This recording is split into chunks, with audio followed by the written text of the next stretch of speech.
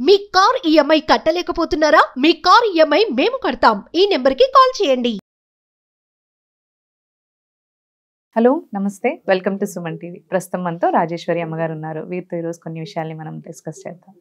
Hello అండి. నమస్తే. నమస్తే అమ్మా. అమ్మ, ఇప్పుడు చాలా మనం రిలేషన్షిప్స్లో మాట్లాడుకుంటూ ఉన్నాం కదా. అవును. కొన్నిసార్లు చూస్తూ ఉంటాము, భార్యాభర్తలు పెళ్ళైనాక కూడా పిల్లలు కూడా పుడతారు, అవును, వాళ్ళు అవును. కొంచెం ఒక చదువుకునే స్టేజ్కి వస్తారు. అవును. అయినా కానీ ఇల్లీగల్ అఫైర్స్, చాలా ఎక్స్ట్రా మ్యారిటల్ అఫైర్స్ చాలా ఈ మధ్య ఎక్కువైపోయాయి కాలంలో ఈ రోజుల్లో. చాలా ఎక్కువైపోయాయి. అవును. అండ్ చాలా కామన్ గా కూడా తీసుకుంటున్నారు అవి. అవును.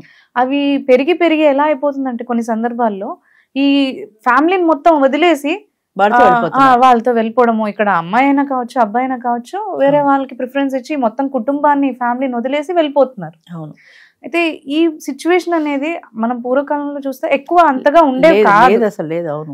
ఇప్పుడు ఎందుకు ఇప్పుడు పెరిగిపోయింది. ఎక్కువ అవును, అవుతున్నాయి అవును. అంటారు? అండ్ స్వేచ్ఛ స్వతంత్రం, ఆడదానికి స్వేచ్ఛ అనకూడదు కానీ స్వతంత్రం. ఇదివరకు ఏంటంటే అమ్మా, అసలు ఇల్లు దాటి 4 గోడలు దాటి బయటికి ఆడది వచ్చిన పరిస్థితులు లేవు. లేవు. పూజలు పునస్కారాలు చేసుకుంటూ ఎప్పుడు ఇంట్లోనే. ఉండేది.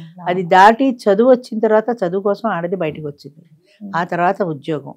అంచేత టీనేజ్ అమ్మాయిల దగ్గర నుంచి 18-20 ఏళ్ళు వచ్చేప్పటికి చదువు ఉద్యోగం అంటూ ఆడవాళ్ళు బయటికి రావడం మొదలుపెట్టారు. ఇదివరకు మగవాళ్లే ఉన్నారు, ఆడవాళ్ళు లేరు అట్రాక్షన్కి. ఇప్పుడు ఎప్పుడైతే ఆడది కూడా బయటకు వచ్చిందో వాళ్ళిద్దరి మధ్యన ఒక అట్రాక్షన్. అన్నిటికీ మించి సోషల్ మీడియా. ఈ సోషల్ మీడియా వచ్చిన తర్వాత జీవితాలు ఎలా అయిపోయాయి అంటే, ఫేస్బుక్, ఎంతమందో ఫేస్బుక్లో చాటింగు, అక్కడ లవ్ చేసాం, అక్కడ పెళ్లి చేసుకున్నాం. ఫేస్బుక్లో వాడి ముఖం తప్ప నీకు ఏం తెలుస్తుంది? నువ్వు బయట కలుస్తావు, అసలు క్యారెక్టర్ తెలియదు, వాడి ఫ్యామిలీ తెలియదు, వాడు ఎలాంటి ఏమీ తెలియదు. ఏం తెలియకుండా ఎలా పెళ్లి చేసుకుంటావు వాడిని? ఇన్స్టాగ్రామ్ లో, వాట్సాప్ లో, ఎక్కడో పేపర్లో చదివా చాలా సంవత్సరాల క్రితం. ఒక పాకిస్తానీ ఆమె 4 పిల్లల తల్లి ఈ ఫేస్బుక్ లో పరిచయం అయ్యి వాడి కోసం పాకిస్తాన్ వదిలి ఇండియా వచ్చేసింది. నార్మల్ మనిషి, మళ్ళీ హై క్లాస్ సొసైటీ లేడీ కాదు, లేబర్ టైపు. అది ఎట్లా వచ్చింది? 4 పిల్లల తల్లి. జనరల్గా ఏమంటారంటే, కన్న తల్లి పిల్లల మీద ఏగ వాళ్ళనివ్వదు అంటారు. పెద్ద పులి కూడా దాని పిల్లల మీదకి వస్తే గుడ్లు పీకుతుంది. అలాంటిది 4 బిడ్డల్ని వదిలేసి దేశం కాని దేశంలో వచ్చేసి వాడు ఆఫ్టర్ ఆల్ ఫేస్బుక్ లో పరిచయం అయిన వాడి కోసమని ఇండియా ఎలా రాగలరు? అంటే తల్లి బిడ్డల ప్రేమలో కూడా తేడా వచ్చేస్తుందా? పిల్లల కోసమని ఎంతమంది డైవర్స్ ఇచ్చుకున్నా పిల్లలు వదులుకోలేక పిల్లలతో పెంచే తల్లులు ఎంతమంది ఉన్నారు? ఎన్ని ఇబ్బందులున్నా సరే పిల్లలు వదులుకోవడానికి ఇష్టపడరు. అలాంటిది ఇప్పుడు పిల్లల్ని కూడా వదిలేసి ప్రేమించిన వాడితో వెళ్ళిపోతున్నారు. ఒక దాంట్లో చూశాను, సుప్రీంకోర్టు దాకా వెళ్ళింది ఆ కేసు. ఒక ఆమెకి పెళ్ళయింది, కొన్ని సంవత్సరాలు సంసారం చేశారు, కొడుకు కూతురు ఎవరో పుట్టారు. కొడుకు 23 ఏళ్ళు 25 ఏళ్ళు వచ్చిన తర్వాత వాళ్ళు విడిపోయారు. 23-25 ఏళ్ళు వచ్చిన తర్వాత విడిపోతే ఆ అబ్బాయి కోర్టులో కేసు ఏమని వేశాడంటే, ఈయన నా తండ్రి కాదు.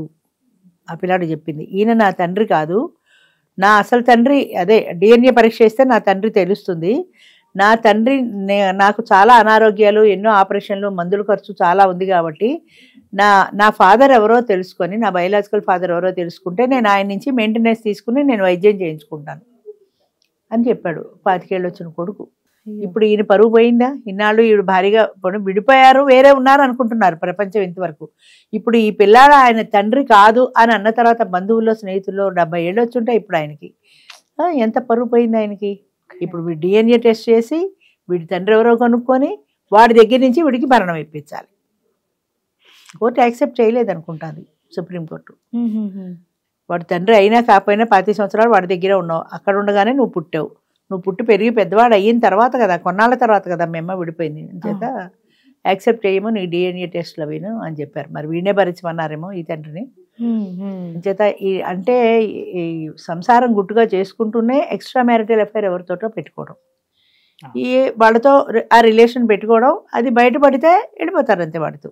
ఇక ఫ్యామిలీ పరువు ప్రతిష్ట ఇవేం లేవు, వాడితో వెళ్ళిపోతారు అంతే. వాడు ఎన్నాళ్ళు చూస్తాడు? వాడి బ్యాక్గ్రౌండ్ ఏంటి? పెద్ద పెద్ద హై సొసైటీలో డ్రైవర్లతో వెళ్ళిపోయిన వాళ్ళ గురించి వింటూ ఉంటాం. డ్రైవర్తో వెళ్ళిపోతే వాడితో పాటు నువ్వు పూరి గుడిసెలో ఉండగలవా? ఏసీలో ఉన్నదానివి ఎన్నాళ్ళు ఉండగలవు? రోజులు తీరిపోయాక నీ పరిస్థితి ఏంటి?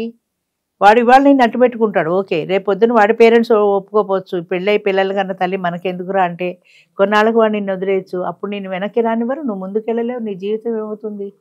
కంట్రోల్ అనేది లేకపోతే చాలా కష్టం అమ్మా. ఎక్స్ట్రా మ్యారిటల్ రిలేషన్స్ వల్లనే సమాజం సగం పాడైపోతుంది. అంటే ఎంతసేపటికి నీకు ఒక భర్త ఒక పిల్లలు ఉన్నా కూడా ఆ ఎక్స్ట్రా మ్యారిటల్ రిలేషన్ కోసం అని ఎందుకు ఎగబడుతున్నారు జనం? అంటే కంట్రోల్ లేకపోవడం అంతే. సెక్స్ పట్ల ఉండే ఇంట్రెస్ట్ లైఫ్ మీద లేదు, కన్నా బిడ్డల మీద లేదు. ఆ సెక్స్ కోసం వాడితో వెళ్ళిపోతున్నారు. అంతకంటే రిలేషన్ ఏముంది? ఎక్స్ట్రా మ్యారిటల్ అఫైర్ అంటే అంతకంటే ఏముంది? అంతే కదా, దానికోసమే కదా వెళ్ళిపోవడం. ఎంతమంది పెళ్లి కాని వాళ్ళు ఒక రకం, పెళ్ళి అయి పిల్లలు ఉన్న వాళ్ళు ఒక రకం, కన్నా పిల్లల్ని కూడా వదిలేసి వెళ్ళిపోతున్నారంటే నిజంగా అసలు తలుచుకుంటేనే బాధ అనిపిస్తుంది. ఇట్లా అదే రకంగా తీసుకోవచ్చు అంటారు. ఎందుకంటే కొంతమంది ఏంటంటారంటే మా భర్త నన్ను అర్థం చేసుకోవట్లేదనో, లేదంటే నన్ను సరిగ్గా పట్టించుకోవట్లేదనో, వేరే వాళ్ళు సరిగ్గా అది వాళ్ళు కన్సర్న్ కేరో చూపిస్తారు కదా. ఇప్పుడు నా ఇంట్లో నాకు సరైన గౌరవం లేదు, నా భర్త నన్ను పట్టించుకోలేదు, పక్కింటాడు బాగా పట్టించుకుంటాడు. ఎందుకంటే అదేదో సినిమాలో చూపించినట్టు ఎదురింటి వాడి భార్య మీద ఉండేటువంటి ప్రేమ నీకు సొంత పెళ్ళ మీద ఉండదు. వాడు కూడా వాడి పెళ్ళ మీద చూపించడు. అమ్మ ఎంత కష్టపడుతుందో అంటాడు. వీడి పెళ్ళ ఎంత కష్టపడినా సరే ఎదురింటి వాళ్ళ మీద నీకు సింపతి ఉంటుంది. ఆ సింపతి శాశ్వతమా? వాడి పెళ్ళాన్ని వదిలేసి నీతో వచ్చేస్తాడా? ఒకవేళ వచ్చేసినా ఎన్నాళ్ళు ఉంటుంది ఆ మోజు? తర్వాత ఇలా ఎన్నో జీవితాలు నాశనం అవుతున్నాయి. నీ భర్త నిన్ను పట్టించుకున్నా పట్టించుకోకపోయినా నా జీవితం ఇంతే అనుకుని కుటుంబంలో ఉండకుండా వాడు నన్ను పట్టించుకున్నాడు అని ఇంకొకటితో వెళ్ళిపోతే వాడు ఎన్నాళ్ళు పట్టించుకుంటాడు? అది శాశ్వతం కాదు. ఒకవేళ పట్టించుకున్నా రేపొద్దున వాడితో గొడవలు రావా? వాడితో గొడవలు రాకపోతే మళ్ళీ మంచు పడుగు దగ్గరికి వచ్చేస్తావా? ఇలాగా చీరలు మార్చినట్టు మొగుళ్ళని మార్చడం చాలా ఈజీ అయిపోయింది. అంటే క్యారెక్టర్ అనేది ఆయన అసలు తుంగలో తొక్కేశారు. ఎప్పుడో క్యారెక్టర్ అనేది ఎప్పుడో తుంగలో తొక్కేశారు. అంటే శుభ్రంగా వాడు బాగుంటే వాడితో వెళ్ళిపోవడమే, వీడు బాగుంటే వీడితో వెళ్ళిపోవడమే, ఇంటికి వచ్చి స్నానం చేస్తే పోయే అన్నట్టుగా తయారైంది తప్ప క్యారెక్టర్ అనేది ఒక నియమ నిబంధనలు ఉన్నాయి. పూర్వము పాపము పుణ్యము అని ఒక నమ్మకం ఉండేది. పాప భీతి అనేది ఉండేది. అమ్మో ఇలా తప్పు చేస్తే రౌరవాద నరకాలు వస్తాయి, అక్కడ మనకి ఇలాంటి శిక్షలు వేస్తారని ఆ భయంతో అయినా కంట్రోల్లో ఉండేవాళ్ళు. ఇప్పుడు పాప భీతి లేదు, చంపడానికి లేదు, చావడానికి లేదు, అవతల వాడిని చంపడానికి లేదు. మన ఎప్పుడు పేపర్లో చూసాను చూడు, వాడెవడో చంపేసి దాన్ని ముక్కల కింద కోసేసి కుక్కర్లో ఉడికించేసి దాన్ని ఆ ఎముకల్ని పొడి చేసి ఎన్ని చేశాడో అసలు వాడికి అసలు భయం ఎలా వేయలేదు. అన్ని రోజులు ఇన్ని పనులు చేసే వరకు ఓసారి కోపంలో చంపేశాడు అనుకోపోయినా తర్వాత అయినా భయపడాలి కదా. భయం లేదు, నిర్భయం. మొగుడు చంపినా అంతే, పెళ్ళాన్ని చంపిన కేసులు కూడా అలా బోల్డ్ ఉన్నాయి. అంచేత మనిషిలో భయము భక్తి లేవు, పాపము పుణ్యము లేవు.